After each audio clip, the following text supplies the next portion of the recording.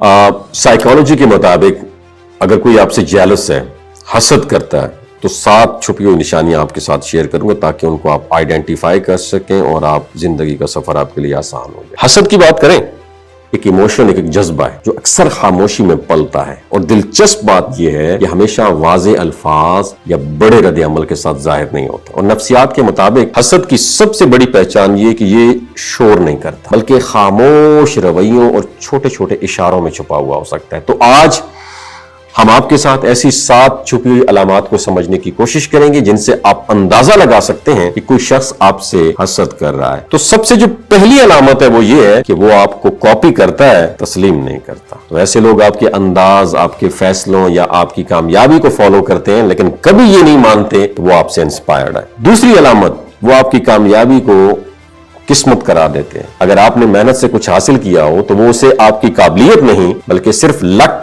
या इत्तेफाक समझते हैं, ताकि आपकी जो मेहनत है ना उसकी अहमियत को कम किया जा सके। तीसरी अलामत कि वो आपकी जीत पर गायब हो जाते हैं, और जब आप कामयाब होते हैं तो ऐसे लोग अचानक दूर हो जाते हैं। याद रखिएगा, राब्ता कम कर देते हैं या बातचीत से बचते हैं क्योंकि उन्हें आपकी खुशी कबूल ही नहीं होती। चौथी अलामत, वो छोटी छोटी बातों पर आपसे मुकाबला शुरू कर देते हैं और हर चीज में आपसे बेहतर बनने की कोशिश, चाहे वो गैर जरूरी क्यों ना हो। तो ये हसद की एक, मैं समझता हूँ, वाज़ेह निशानी है। पांचवी जो अलामत है वो है झूठी तारीफ। बज़ाहिर वो आपकी तारीफ करता है मगर उसमें वो खुलूस नहीं होता, बल्कि लहजे अंदाज से एक आर्टिफिशियल पन झलकता है। और छठी अलामत ये है, आपकी नाकामी पर वो खामोशी से खुश होता है। वो शो नहीं करता, बल्कि मगर अंदरूनी तौर पर आपकी गलती या नुकसान पर उसे सुकून बड़ा मिलता है। और सातवीं अलामत ये है, वो बगैर किसी वाज़ेह वजह के आपसे फासले बना लेता है। ना कोई लड़ाई होती है, ना कोई मसला, बस अचानक दूरी आ जाती है, क्योंकि आपकी तरक्की उसे अंदर से क्या करती है, बेचैन कर देती है। और आखिर में ये समझना जरूरी है, हसद हमेशा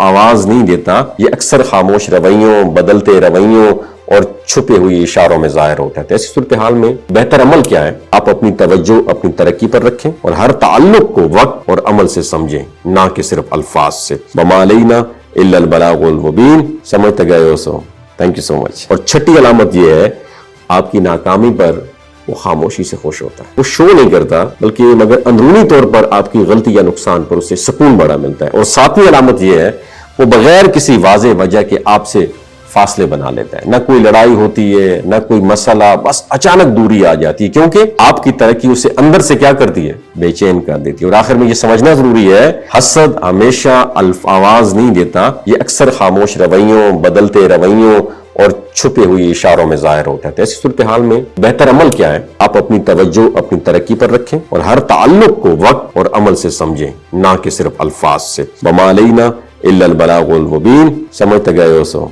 थैंक यू सो मच।